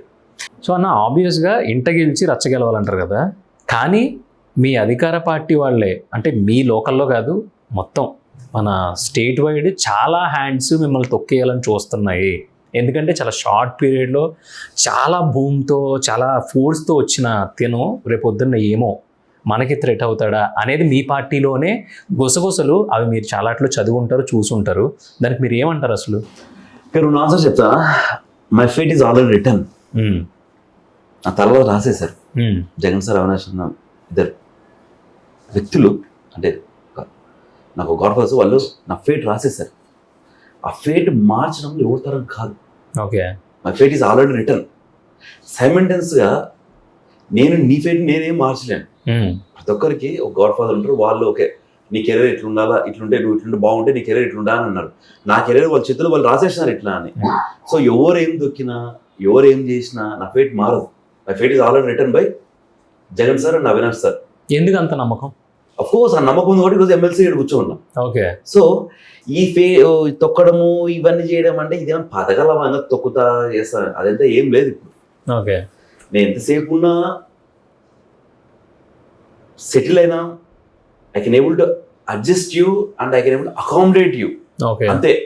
ఏందని నేను చేయగలుగుతాను అంతే తప్పితే నువ్వు తొక్కుతారు ఇంకోరు అంటే ఎవరు ఏం లేరు ఇక్కడ. ఇప్పుడు నా దృష్టిలో జగన్ సార్ అనే వ్యక్తి బీఫామ్ ఇస్తే ఎవరైనా ఎమ్మెల్యే ఆర్ ఎంపీ క్షణాల్లో అయిపోతారు. అవును, జగన్ అన్న ఫేసే ఎవరికైనా కూడా. ఒక జగన్ అన్న ఒకరు ఉంటే ఆ బీఫామ్ ఉంటే చాలన్నమాట. అంతేగాని ఎవరో తొక్కుతారు, ఎవరో చేస్తారు, ఎవరి ప్రయత్నం వాళ్ళది, ఎవరి అదృష్టం వాళ్ళది. So my fate is already return. So కానీ దాని గురించి ఎవరో తొక్కుతారేం చేస్తారు. నాకు ఓన్లీ గోల్ స్ట్రైట్, వాటి కోసం వర్క్ చేయాలి అంతే. సో మీరు ఒకలా చెప్తున్నారు, బయట ఏమనుకుంటున్నారు? బయట ఏముంది బేసిక్గా ఎవరి కాళ్ళు పట్టుకుని కాళ్ళు గడ్డం పట్టుకుంటే రమేష్ యాదవ్కి ఎమ్మెల్సీ పదవి వచ్చింది అనేది కొంచెం బలంగానే వినిపిస్తుంది. అంటే మీరు దాన్ని క్లారిఫై ఇవ్వలేకపోయారా, కావాలనేది సృష్టించబడిందా? ఎవరి కాల్లో పట్టుకొని పదవి తెచ్చుకునే అవసరం నాకు లేదు. ఫస్ట్ నాకు అసలు లేదు. మరి ఎందుకు వచ్చిందంటారు ఈ మాట? ఎవరి కాల్లో పట్టుకొని పదవి తెచ్చుకునే అవసరం నాకు లేదు, ఆ పదవి నాకు అవసరం లేదు. కాకపోతే నేను ఇందాక చెప్పాను, పెద్దవాళ్ళ జనరల్గా ఎవరిని కనపడ్డా నేను ఇట్లా ఆశీర్వాదం తీసుకొని నాకు ఇప్పుడు నుంచి చాలా కొన్ని ఏళ్ళ నుంచి అలవాటు ఉంది. అట్లా పెద్దవాళ్ళు కనపడినప్పుడు కాళ్ళ మీద పడి ఇట్లా ఆశీర్వాదం తీసుకున్నాను, దాన్ని కాళ్ళు పట్టుకుంటే ఇచ్చాము అని ఏదైనా అనుకుంటే నేనేం చేయలేను. ఓకే, అది నా ప్రాబ్లం కాదు. బేసిక్గా పెద్దవాళ్ళు ఎవరైనా సరే, నాకు ఎవరైనా మంచి చేసినా వాళ్ళ దగ్గరికి పోయి నా తల వాళ్ళ కాళ్ళ దగ్గర పెట్టి ఆ కృతజ్ఞతను తీసుకునే ఆ గుణం కానీ అది నాకు ఆ దేవుడు ఇచ్చాడు. సో దాన్ని కాళ్ళు పట్టుకుంటే వచ్చాయి అనేదానికి నేను ఫస్ట్ నమ్మను. రెండవది మీకు క్లారిటీగా ముందు కూడా చెప్పాను, ఆ చైర్మన్ అయిపోవడం వల్ల ఇట్లా జరిగింది. తర్వాత సీఎం గారు చెప్పడము, అవినాష్ని సపోర్ట్ చేయడము, ఎమ్మెల్సీ రావడం, ఇలా కాళ్ళు పట్టుకుంటే ఇచ్చారు, ఏళ్ళు పట్టుకుంటే ఇచ్చారు, కాళ్ళు గుంజితే ఇచ్చారు, జుట్టు పట్టుకుంటే ఇది చేశానని నేను ఇంతవరకు ఎప్పుడు వినలేదు. నా దృష్టి కూడా రాదు. మీరు ఏదో అడుగుతున్నారు కాబట్టి మీరు అడిగిన దానికి వెరీ క్లియర్గా ఏ దానికోసమో పోయి కాళ్ళు పట్టుకోవాల్సిన అవసరం లేదు. పెద్దవాళ్ళు ఎవరు కనిపిస్తే కాళ్ళు పట్టుకుంటారు. కాళ్ళు పట్టుకోవడం అంటే ఆశీర్వదించడానికి ఏమైనా అడగడానికి, కాళ్ళు పట్టుకుని ఇవ్వడానికి చాలా తేడా ఉంది. సో ఎవరు ఎట్లా అర్థం చేసుకున్నారో వాళ్ళది. నా దృష్టిలో అయితే పెద్దవాళ్ళు, అది నా విజ్ఞత. సో ఇక రమేష్ యాదవ్ అంటే ఓన్లీ బిజినెస్ మ్యాన్, ఒక మంచి ఇది చేశాడు, మంచి అంతా ఎస్టాబ్లిష్ చేసుకున్నాడు, రాజకీయాలు ఏం పని చేయడు, జస్ట్ వస్తాడు ఆయన వెళ్ళిపోతాడు, చూస్తాడు. ఎందుకు అబ్బా ఇవన్నీ అవసరమా మీకు, కొత్తని పట్టుకుని వేలాడుతున్నారు అంటున్నారు. నిజంగా బిజినెస్ మ్యానా మీరు, పొలిటీషియన్నా, లేదంటే సేవా దృక్పథంతో ఉన్న వ్యక్తి? ఇక్కడ ఏంటంటే ఇక రెండు ఆన్సర్స్ వస్తుంది దీనికి. బేసిక్గా ఒకటి ఏంటంటే yes I'm a businessman with politician. ఎందుకంటే నా రిసోర్సెస్ అంతా business, I'm establish in business. రెండోది నేను బిజినెస్ను పొలిటికల్ను ఒకటే రకంగా చూస్తాను. ఎందుకని అంటారు జనరల్గా, బిజినెస్లో మీరు పని చేస్తే డబ్బులు వస్తుంది, పొలిటికల్లో నువ్వు కరెక్ట్ పని చేస్తే ప్రేమ వస్తుంది, జగనన్న సంపాదించిన ఆప్యాయత వస్తుంది, జగనన్న అవినాశన్న సంపాదించిన అభిమానం వస్తుంది. రేపొద్దున మనం చనిపోతే కొన్ని లక్షల కుటుంబాలు కన్నీళ్లు పెట్టే అవకాశం వస్తుంది. సో అక్కడ డబ్బులు సంపాదిస్తాం, ఇక్కడ ప్రేమ, అభిమానం, ఆప్యాయత, అనురాగం సంపాదిస్తాం. సో నా దృష్టిలో 2 దాళ్ళకు కష్టపడాల్సిందే, 2 దాళ్ళకు శ్రమ పడాల్సిందే, 2 దాళ్ళకు అవమానపడాల్సిందే, 2 దాళ్ళను ఎదుర్కోవాల్సిందే. ఎదుర్కొని సక్సెస్ అయినవాడు హీరో అవుతాడు, పోయినవాడు జీరో అవుతాడు. But Ramesh is always hero with the help of YS Jaganmohan Reddy గారు, వైఎస్ అవినాష్ రెడ్డి గారు. That's for sure. సో మీరు మాట్లాడితే అవినాష్ రెడ్డి గారు అని చెప్పిందే చెప్తున్నారు. ఒకవేళ మీకు నిజంగా అవినాష్ రెడ్డి గారి మీద అంత అభిమానం ఉంటే, వైఎస్ వివేకానంద రెడ్డి గారి మర్డర్ కేసుకి సంబంధించి ఆయన ఆరోపణలు ఎదుర్కొన్నప్పుడు మీ పార్టీ వాళ్ళు చాలామంది ఖండించారు, బయట నుంచి కూడా కాదు వేరేదేదో జరిగి ఉండొచ్చు అని రకరకాలు వచ్చినాయి. అలాంటి టైంలో రమేష్ యాదవ్ ఎటు వెళ్ళారు? ఒక్క ప్రెస్ మీట్ ఒక్కటంటే ఒక్కటి కూడా లేదు, ఆన్ రికార్డ్స్ కూడా. ఐ థింక్ ఇక్కడ ఏదో మిస్ అవుతుంది. ఎందుకంటే ఒక్కొక్కరు ఒక రకంగా ఆ మద్దతుని తెలుపుతారు. మీకు ఫస్ట్లో చెప్పినట్టు కూడా నేను ఎప్పుడు ప్రెస్లకు కానీ మీడియాలకు కానీ దానికి చాలా దూరం. ఎందుకంటే నాకు పెద్దగా దాని మీద అవగాహన లేదు, ఎక్స్పీరియన్స్ లేదు ఎట్లా మాట్లాడాలి. అవినాష్ అన్న కేసు వరకు వస్తే నా తరఫున అన్న ప్రతిసారి సిబిఐ వెళ్ళే ప్రతిరోజు పొద్దున్న నుంచి సాయంత్రం వరకు రమేష్ అక్కడే ఉండి మద్దతు తెలుపుతూ అక్కడే ఉండడం జరిగింది. కోర్టు వాయిదాలకి ఎప్పుడు వెళ్ళినా కూడా అక్కడ ఉండి మద్దతు తెలుపుతూ, అట్లా ప్రతి ఒక్కరు ఒక్కొక్క స్టైల్లో ఒక్కొక్క వే ఆఫ్ దీంట్లో మద్దతు తెలపతారు. ఎందుకంటే అవినాష్ అనే వ్యక్తి ఈజ్ అ జమ్. అవినాష్ అన్న ఒక కామన్ పర్సన్ వెళ్ళి కూడా అన్నా నాకు సాయం చేయన్నా అంటే పరిగెత్తుకుంటా వచ్చి నేనున్నాను అని చెప్పి సాయం చేసే గుణం మా అవినాష్ అన్న. కాబట్టి ఒక్కొక్కరు ఒక స్టైల్లో ఆ సంఘీభావం వ్యక్తం చేశారు. సో మీరు కర్నూలు అవినాష్ అన్న వాళ్ళ మదర్ గారికి హెల్త్ బాగున్నప్పుడు కూడా నేను అక్కడ కూర్చొని ధర్నా చేసినాం ఆడ కర్నూలు హాస్పిటల్లో ఉన్నప్పుడు. అన్న అంత టెన్షన్లో ఉన్నారు ఆ టైంలో. ఈ ఎంక్వైరీ వస్తే అన్నకు మద్దతు తెలుపుతూ అట్లా ఒక్కొక్క మనిషి ఒక్కొక్క స్టైల్లో మద్దతు తెలపడం జరుగుతుంది అన్నమాట. సో ఒక వ్యక్తిని అభిమానించడానికి రకరకాల రీజన్స్ ఉంటాయి. హీరో అయితే హీరోయిజం, ఇంకోటి. కానీ ఒక పొలిటీషియన్, అందులోని అవినాష్ రెడ్డి గారి మీద మీరు ఇంత ప్రేమ పెంచుకోవడానికి ఇంత నమ్మకం, ఎలాంటి ఒక రకంగా గుడ్డిగా నమ్మేయడం అంటారేమో దీన్ని. సో ఏం చూశారు మీరు ఆయనలో? అసలు మీకు నచ్చిన క్వాలిటీస్ కావచ్చు, ఏదైనా కావచ్చు. అవినాష్ అన్న ఇప్పుడు పిలిచి రమేష్ని ఆసంత ప్రజలకు పనిచేసాయంటే 2వ సెకండ్ అట్లా ఆలోచించుకోకుండా సంతకం పెట్టే మనసు నాకు అవినాష్ అన్న పిలిచి నువ్వు ఈ పని చేయి అంటే, నువ్వు చచ్చిపోవంటే చచ్చిపోయే ప్రేమ నాకు. దీంట్లో ముఖ్యంగా కారణాలు కూడా చాలా ఉన్నాయి. ఇప్పుడు అవినాష్ అన్న మాస్టర్ గ్రాడ్యుయేట్ ఫ్రమ్ అబ్రాడ్, చాలా మందికి తెలుసో తెలీదు, అబ్రాడ్లో చదివి వచ్చారు. అదే అవినాష్ అన్న అబ్రాడ్లో ఉంటే చాలా పెద్ద పెద్ద కంపెనీలు పెట్టి ఏదైనా చేసి ఉండొచ్చు, వాళ్ళకున్న ఫ్యామిలీ రెప్యుటేషన్ కావచ్చు. కానీ జగనన్న తోడుగా ఉండాలి, జగనన్న వేసే ప్రతి అడుగులో నేను వేయాలి, పబ్లిక్ సర్వీస్ చేస్తూ ఉండాలి, వాళ్ళకి ఎప్పుడు అందుబాటులో ఉండాలి, వాళ్ళ కష్టంలో సుఖంలో నేను పాలు పంచుకోవాలని అంత కెరీర్ కాదని ఈరోజు ఇక్కడికి వచ్చి సామాన్య కార్యకర్త కూడా పోయి మాట్లాడుకొని పని చేసుకున్న అవినాష్ అన్న చేసే పని అంటే రమేష్కు పిచ్చి. అదే అడుగుజాడల్లోనే ఈరోజు రమేష్ అనే వ్యక్తి కూడా నడవడం జరుగుతుంది. సో అన్న, మీరు ఎంత మాట్లాడినా ఒక్కొక్కసారి నా దృష్టి అంతా మీ హ్యాండ్ మీదకి వెళ్తుంది. ఇక్కడి నుంచి ఇక్కడ వరకు టాటూ ఉంది. ఏంటి అది? లవ్ టాటూవా, లేదంటే సంథింగ్ ఏదైనా ఒక కొటేషనా, ఏంటి అది? అంటే ఇవి యాక్చువల్గా ఈ టాటూ నేను యుఎస్ మ్యామ్లో వేయించాను. నా డాటర్ పుట్టిన 6 monthsకు అప్పుడు యుఎస్ ఫ్యామిలీ ట్రిప్. అంటే ఏంటన్నా అది? My little princess సియానా. సియానా is my daughter. Okay. So నా డాటర్ పుట్టిన తర్వాతే నాకు అన్ని కలిసి వచ్చాయి. సో తను నేను లేకపోయినా నాతో ఉండాలి, నేను ఎక్కడ తిరిగినా నా డాటర్ నా పక్కనే ఉండాలి అనే ఉద్దేశంతో ఈ టాటూ వేయించుకోవడం జరిగింది. సో బేసిక్గా నా కూతురు అంటే నాకు ఒక చాలా షీజ్ లైక్, నేను ఇంటికి వెళ్ళంగానే అందరూ భార్య తిన్నావా అని అడుగుతా అంటారేమో, కానీ ఫస్ట్ నా కూతురు అడుగుతుంది అనమాట.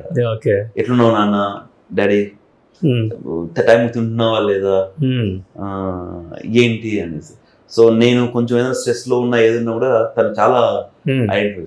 అంటే నాకు బేసిక్గా నా కొడుకు కన్నా నా కూతురుతో అటాచ్మెంట్ చాలా ఎక్కువ. సో ఇప్పటికి నా కూతురు చాలాసార్లు నా కొడుకుని పక్కన పెట్టినప్పుడు కూడా చేయి చూపించి మై లిటిల్ ప్రిన్సెస్ అని నాన్న రాపించుకున్నాడు, చూడు నీవంటే ఇష్టం లేదు అందుకే నీ పేరు రాదు. ఇప్పుడు నా కొడుకు నాతో ఫైట్ చేస్తానే ఉంటాడు. మా పేరు ఏంటన్నా? రణేష్. అంటే రమేష్ ఆర్ఏ నేహ నా వైఫ్, మా ఇద్దరు పేరు హాఫ్ లో ఉండాలని నేను ఆర్ఏ అనేది నాది, ఎన్ఈ అనేది రణేష్, RANESH అని పెట్టి జరిగింది. ఇప్పుడు కూడా నా కొడుకు ఒకసారి కొట్లాడుతూ ఉంటాను. సో నా పేరు ఎందుకు వేయించుకోలేదు? అప్పుడు నేను క్లియర్ కూడా చెప్తాను. ఈరోజు మన ఇంట్లో సియానా పాప ఎంత హ్యాపీగా నవ్వుతూ ఉంటే మన కుటుంబం అంత బాగా ఉంటుంది. సో సియానా పాప అనేది నాకు లైఫ్. ఆమె పుట్టిన తర్వాత మనం ఈరోజు ఇంత బాగున్నాం.